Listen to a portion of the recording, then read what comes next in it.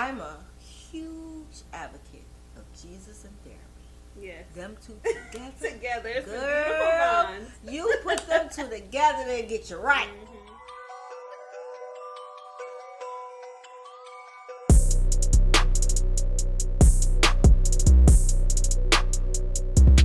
Hi, Minnie.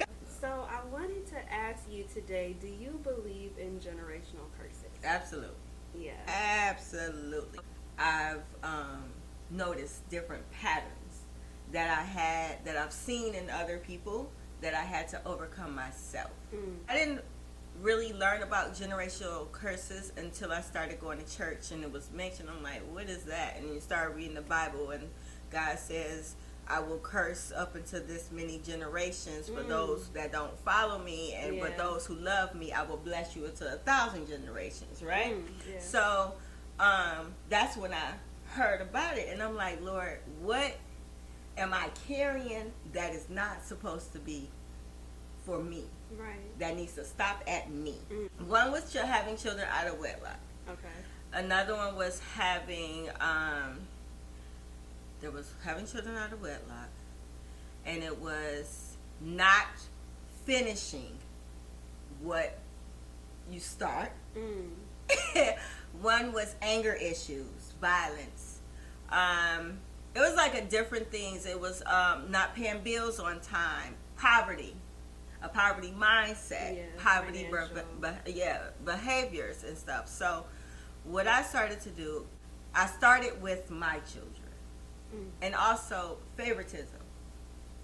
That is I don't know if you noticed, but that is a huge thing. For sure. So you mean in terms of like the household structure, like favoritism towards certain children.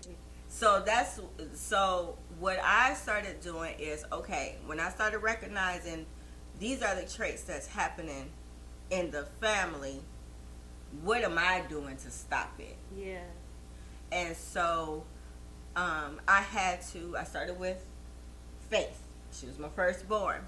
So with her, I sat her down and I told her everything about me. She's so rooted in who she is and that she is loved. She will not accept just anything. Yeah. Because not only does she have a mother that loves her, she has a father that loves her. Yeah. Well, I would say a dad. Well, she calls her a father. But she has a man in her life that has shown her this is how you're supposed to be loved. Yeah. This is what they're supposed to do for you. This is what, like, you will not accept this, you will not accept that. Well, I do want to say, I love that you did that with Faith, specifically sitting her down and telling her the truth. Yes. I feel like that's what allows these generational curses to live so long. People like to sweep them under the rug, or they don't want to be vulnerable and have to explain to their children, like, the mistakes that they've made or the things that they've done, but when you don't do that, history is going to repeat itself. I feel like sometimes people don't want to look at themselves. It's the shame of it. It's the shame of what I did and what I went through. And you can't admit it to someone else if you haven't admitted it to yourself. Absolutely. Yeah. And so that's why it continues, because like I said, I had to learn this on my own. Yeah. And I learned it from watching. And then I said, not my children. It stops with me. Yeah. And I do it with my sons, because I had to tell my sons, you can't get away with everything. You just can't. Come on. And I was telling them that you set the tone. See, I don't know what it is that they think women are the ones that set the tone for the relationship, but actually it's the men 100%. Who set the tone. If you make a chaotic environment for the woman, she's going to give you chaos. Whatever you give a 10 woman, times. She will be a mirror and multiply it. Absolutely. Yeah. So I had to tell them, whatever you do, whatever you give her, she's going to multiply it. So if you give her hell, what do you expect to get in return? Right there in the fire. And I always told them, don't take anything away from her that you cannot give back. Do not. Yeah, explain that. So not that doesn't just go along with virginity and sex and everything, but don't take away her self-esteem. Don't take away her ability to dream or want and say, well, woman, I want you in the kitchen barefoot and pregnant. But she had dreams, visions, and goals. Like, if you're not willing to sacrifice for her, don't be expecting her to sacrifice for you. And then that goes back again, them having a male figure in their life to show them this is not what you do. When I say I focused on telling Faith, that was because Faith was born out of a need for acceptance, a need for love. Like, I was thirsting for love. I was desperate for love. And I knew at the age of 16, when I prayed for her, yes. Did you? At the age of 16, I prayed for God to give me a child. Because I knew if I had a child, that child would love me and I would love her. There would be no question. Wow.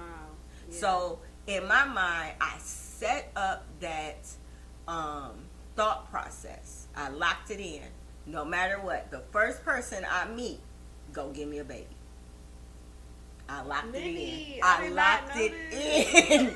I locked it in. Wow. And I carried that for 3 years. When I met my children's birth father, I really didn't like him like that. It took him 3 times to ask me to go out with him before I said yes. Okay.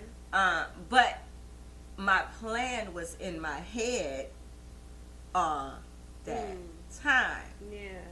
So because I knew he liked him, and I had some very bad traits. Because I knew that I could, I don't want to say coerce.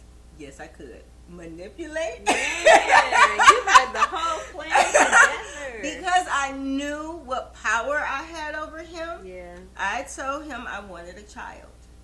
We were 18. He said, I want no kid. I'm a kid myself. Yeah. And so I said, okay. So you either give me a child or I'm out. Yeah. So, for my 19th birthday. Wow. Birthday gift. Yes. Wow, Minnie, I did not know this. And have you talked about this with your mom at all? Like how you were feeling at that time or what? We did have a conversation long time ago. Like after I had 3 kids. Yeah. It was very long time ago, but I don't think anything came of it. Honestly, no. I don't think anything came of it. I didn't have a good relationship with my mother until I was in my 30s. Yeah. I couldn't hug her until I was 33. Without cringing, Yeah. I could not hug her until I was 33 years old. Yeah. And that was because I was doing shadow work. Yeah. And I was praying, and I was like, God, because the hardest commandment for me was honor thy mother and thy father. Yeah. That was sometimes it'd be like, I'm not getting the honor or the respect, so it's hard for me. How can I give give something to somebody who don't even have it for themselves? Right. How can I give something to somebody who is unwilling to give it to me? And I had to realize it wasn't about them. It was about me. Yeah. So my days could be long, so I could prosper, so I could be here on earth for a long time. It's not about them. Yeah, they had their mess ups, but that's where forgiveness comes in. Yeah, and you have to forgive, because the thing is, our parents, their generation, the way that they are set up, at this point, they're kind of old dogs. You know? Ain't no kind of. That new trick is not going to listen. click. So even like if you felt like you wanted to have more of this conversation with her, like it could go 2 different ways. You know, it could be great for y'all in y'all's relationship, but at the same time, it could like not register. You know, right. It could not be received the right way. So it's like that's a sticky thing to approach with that generation. Yeah, I feel like though now, because I put in the work, I think I can sit down Yeah. and talk to her now. I think some stuff will register, and I think some stuff she will block out. Yeah. But where she is now, I think she can handle some of it. Yeah. Some of it. Yeah, you gotta just give them a little bit at a time. Okay, I'll wait 3 more years and then I'll tell you about this. Some of it. And I feel like even interacting with her now, I see some stuff and I'm like, what made you this way? Yeah. What happened to you? Because everyone is the way they are for a reason. For a reason. That's what all you need to know is their story, and then exactly. It all What happened to you? What trauma did you experience for you to be this way? Yeah. To you to say the things that you say and think the way that you think. Yeah. And that's for me to even see her perspective that way. Before, I didn't care about your perspective. Why are you raggedy? Like, I didn't care. I had so much anger towards this person. Mm-hmm. But now I can, because I put in the work on myself, I can see, okay, because I wasn't a perfect parent. Wasn't nobody here to tell me what to do. Wasn't nobody there to tell them what to do. Yeah. My mama shouldn't have had kids at that age. Mm-hmm. She was the same age as I was. See, and that's another thing. When I don't know if she prayed about kids, but I know she said she wanted 2 girls. Okay. She always wanted 2 girls, but when she had me, she still was living her life.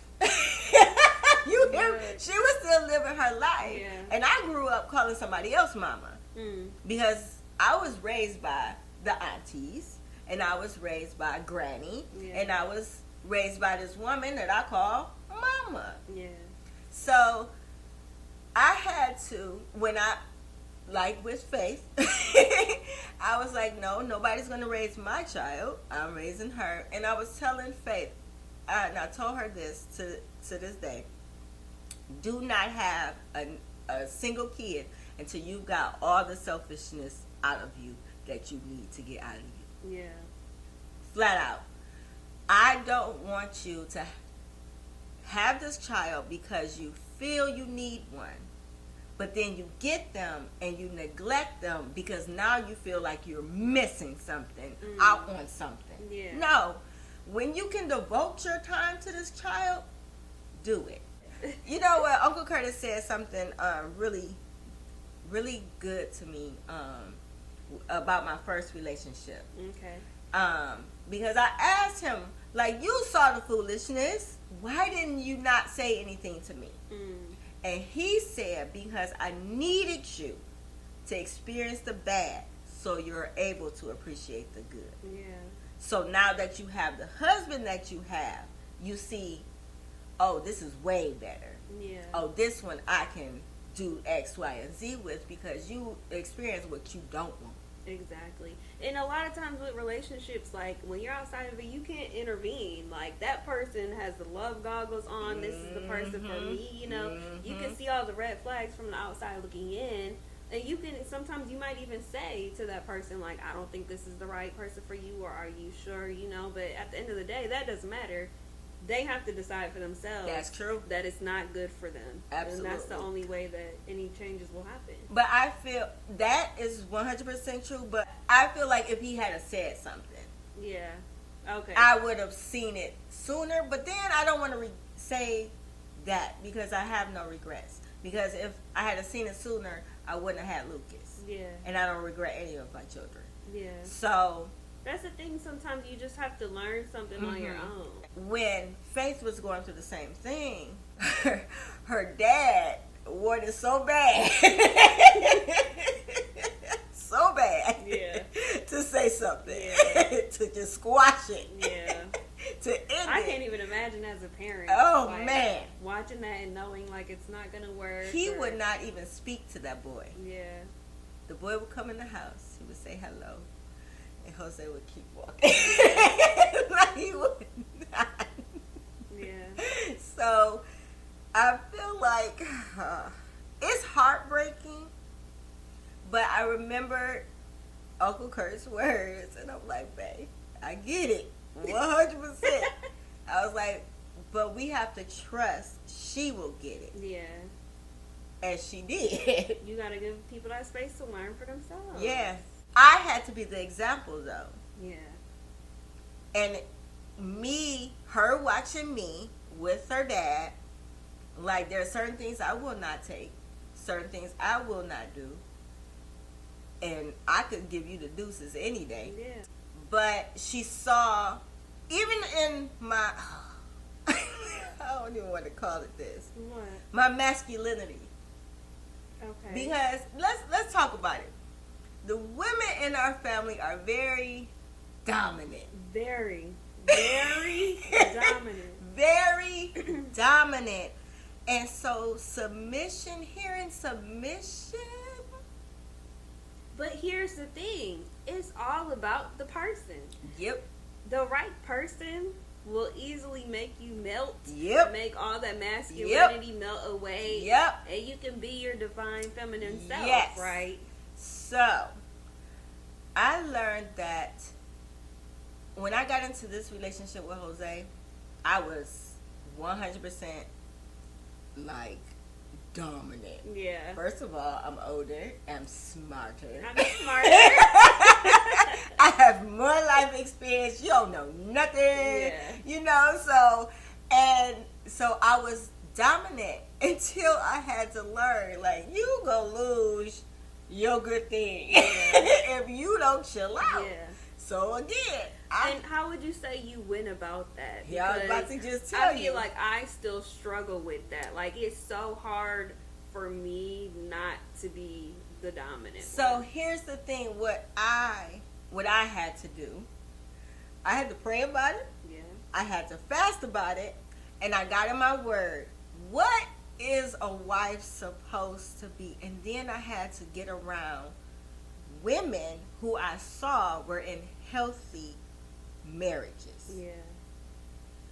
Flat out. Yeah. I cannot hang out with my single friends.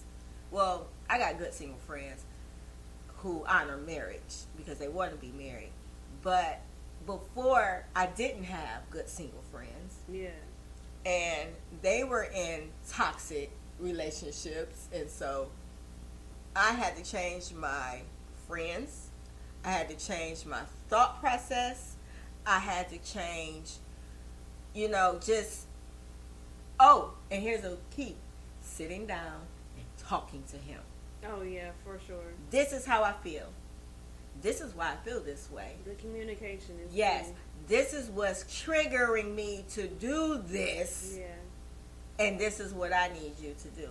And what I love about my husband, he puts in the work. Yeah.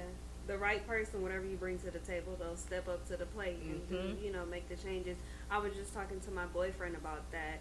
On one of our episodes, he was saying that you can't, like, raise a man, right? Mm-hmm. Yep, I saw that one. Yeah, you can't raise a man, but you can, like, having that communication, having those conversations, like, this is what I need from you. Yes. And if he's willing to, he's going to put in the work, to fill those gaps for you. Absolutely. That's just what it is.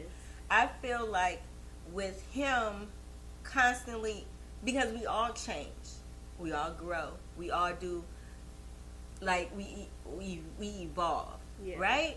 So at any given time, we can say, okay, yeah, that was the way you loved me when I was that way, but this is the way I need you to love me now. Yep.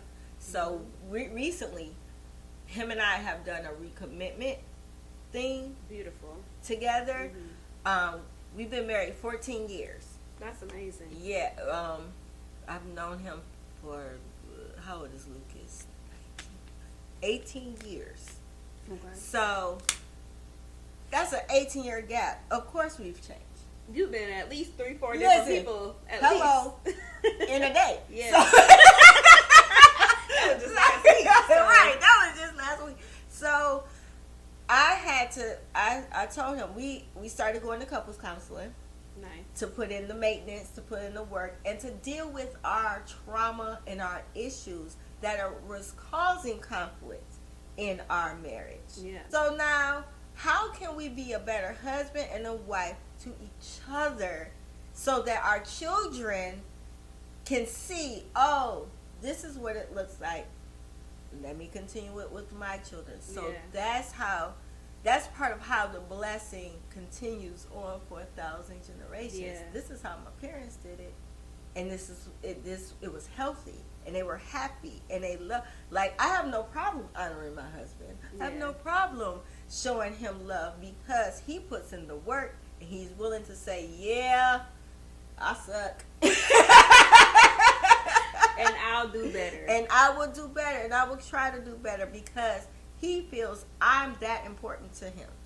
And I feel he's that important to me to be the best wife. I told him, I said, in my commitment to him, I said, I want to make you feel happy that I am your wife. That make you enjoy me being your wife, and not make this a struggle for you. Yeah.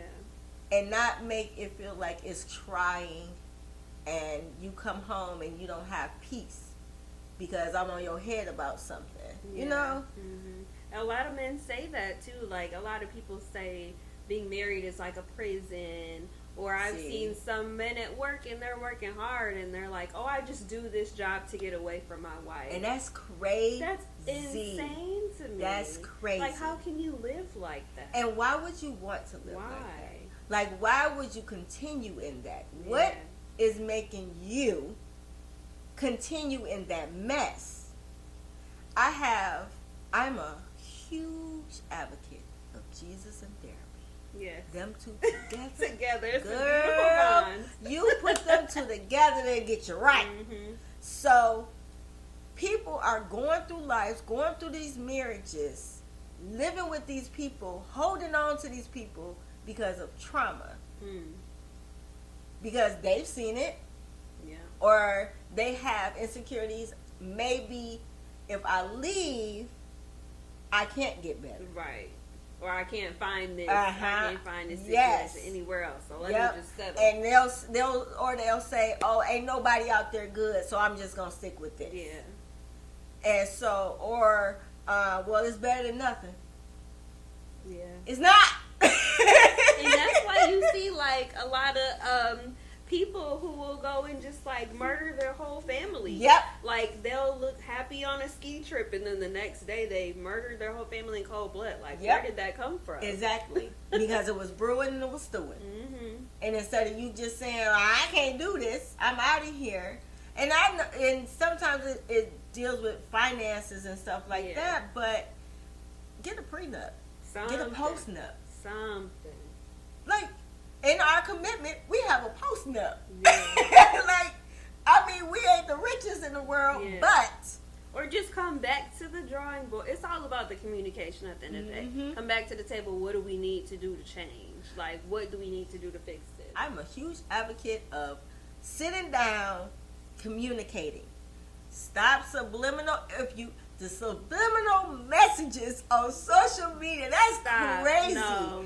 Because it's so triggering for me. It's so triggering. Because why were we just together and you ain't say nothing? But you get on social media and you reposting this or saying this. And, you got something to say to me. I've told my husband, you got something to say to me, say it to my face. Put it on the floor. Please. Like, if I have never posted anything subliminal about anything I was going through with my husband, because I'm going to you. We need to talk. He would tell you in a heartbeat. I don't care what he doing. Yeah. Boom, you're in the bathroom.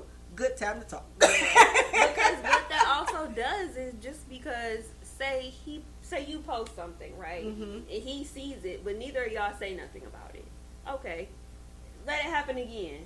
Okay. Yeah. And it's all building up. And it's all building up. You're sweeping it under the rug, and the rug is so big it's about to explode. And at some point it is going to. Exactly. And all that you just let fly by is all gonna come out. And then what? When you could have dealt with it when in its infancy. In the moment, yep. You could have killed that thing right then. Instead of letting it pile up. Yep.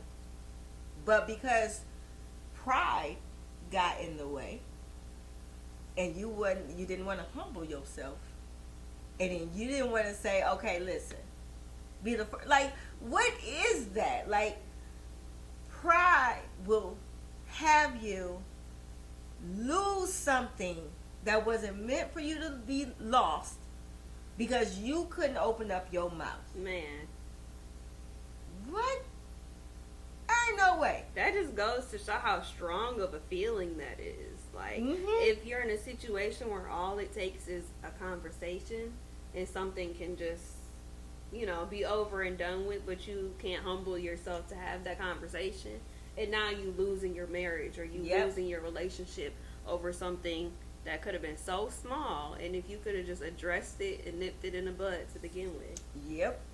I just recently realized, well, somebody told me, it was my therapist. I was informed that I was in pride over an issue that my husband and I had went through. And to me, I was right. To him, he was right. Mm-hmm.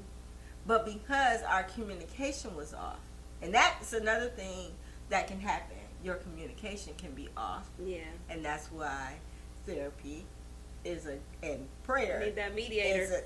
Bam. So, I refused him a goodbye kiss because I was mad at him over something he had done. And my thing is, you did this, and I was mad. I'm mad because you're not concerned about you. I'm concerned about you, and you could care less. And my therapist said, so you left him without a goodbye kiss. You were mad, and you left him that way because you were concerned about his safety. And if something had happened to him, and that was the last thing, that would have ate you alive. Ate me alive. And that's exactly what he said. You would have had to think about that. I was so mad because over my concern that I let that block that. Yeah. Girl, got me right. Got me so right. Like, oh my God. Like, because I knew I was right. He said in the aspect of you being concerned about him, absolutely, you were right, but that was wrong. Yeah. And we had gone through some years where we didn't say I love you. And that's it's the whole part of the whole recommitment. Because marriage is work. I don't care. You in love and then you ain't. And then you like each other, then you don't. Yeah. Like, I mean, you with the same person every single day. That's the commitment, all though. Day. But it's so important, honestly, to not only hold on to that commitment, but really like who you're with. Yeah. You have to really enjoy this person. Yeah. I remember when I would get angry and I would want to leave, I would remind myself, because I had to train myself to remind myself. Remember when you couldn't be without him? Remember when you would do X, Y, and Z just to be near him? Yeah. Remember when, like, where did that go? Yeah. Where did that hunger for him go? And then I had to say, all right, and this is what I do. Let me just give myself 24 hours. See if I feel like this tomorrow, because emotions are fleeting. Man, emotions, hormones, don't let them hormones. Ooh, listen. I remember when, and this goes back to talking with my mom and the trauma and the domineering of the women and stuff in our family. I remember when I discovered the soft life. I discovered it before it was a thing. A thing, okay. So, Jose would do everything for me. I didn't have to do anything. I didn't say would. Jose does. Like, he opens the door for me. He, like, holds my hand, and he's affectionate, and I don't have to worry about taking out trash. I don't have to do cars or heavy lifting, or I don't do any. I don't bring the bags in the house. I don't anything that I have to exert myself. I don't have to do. Period. If I don't want to do it. To my mother, that was lazy. Really? Wow. To my mother, that was, I ain't raised you like that. You ain't gonna talk about that because you didn't raise me. But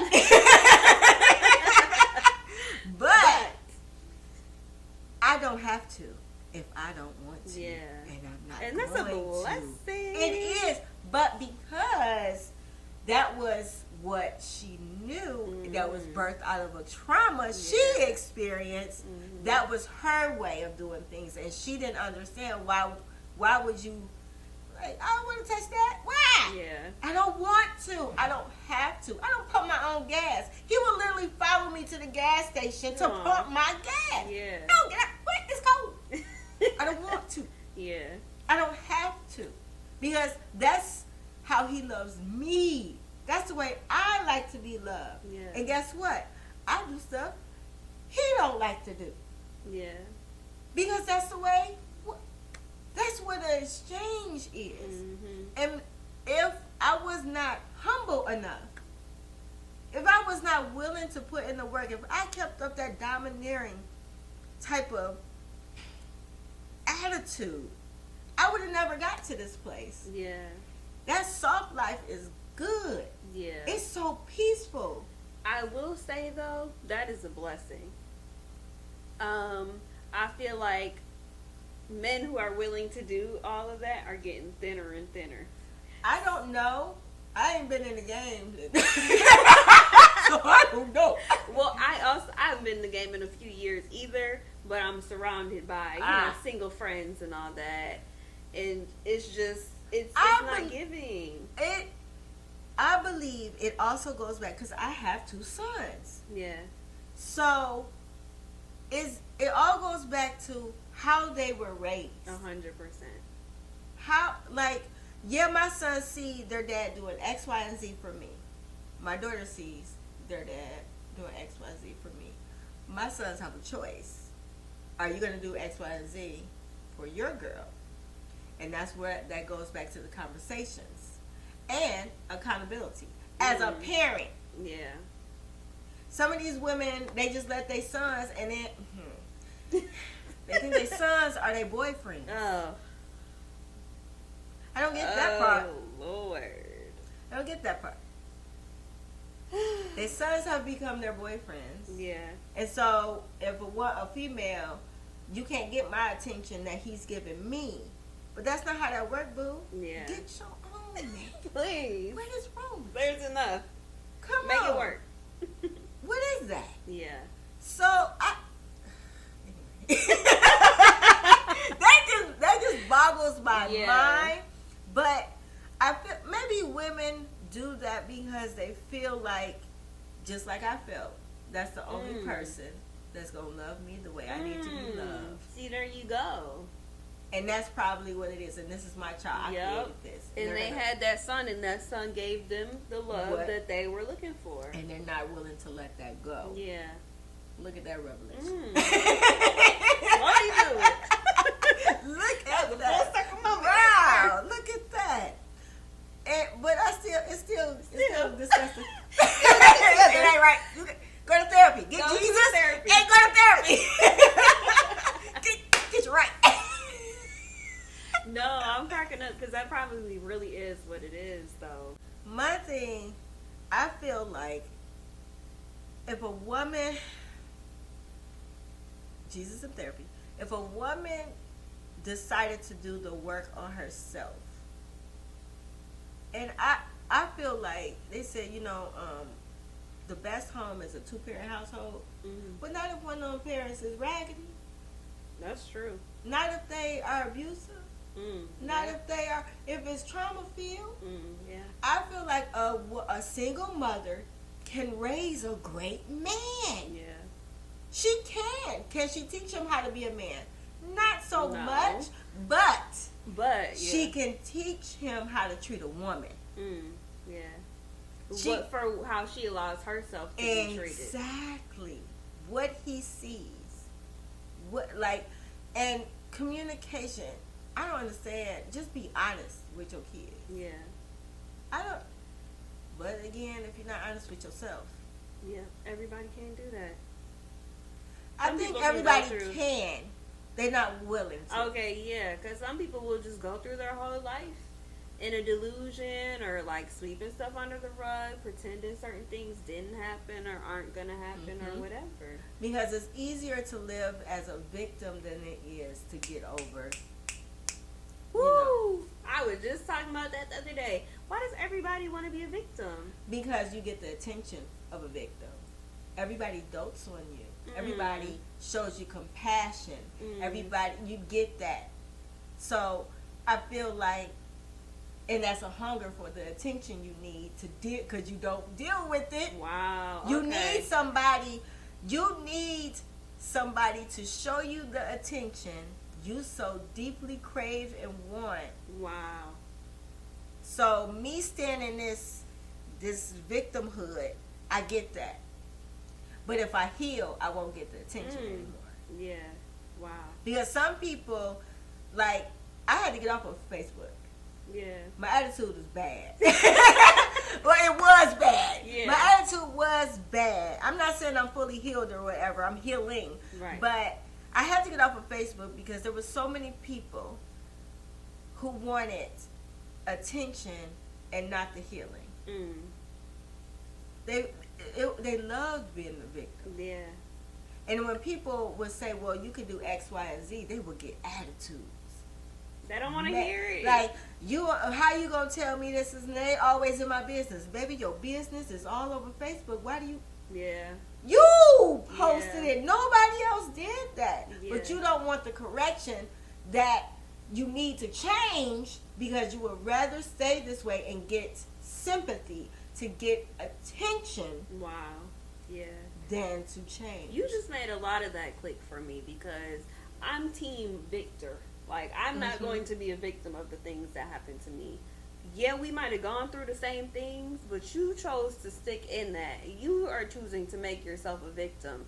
And I never understood that until now. Like, I feel like you just made it clear for me, like, that some people need that. They need to stay in that victimhood, and they need that attention. Like, wow. Because it's easier and it's cozier. Because change takes work, and it's a little bit painful because you have to deal with the trauma. Yeah. Also, being a victor rather than a victim, you have to acknowledge the role that you played. Absolutely. in what happened. Absolutely. And a lot of people don't want to acknowledge. They don't want to be accountable, like you said, of the role that they played to get them where they are. So, being a victim, that allows me to place the blame and the responsibility solely on that somebody else. person. Woe is me. This is what happened. Yep. Like, but what did you do? And then don't ask me that question. So what did you do? What put you in that situation to begin with? So, like, and why did you think you had to stay in it? Ooh,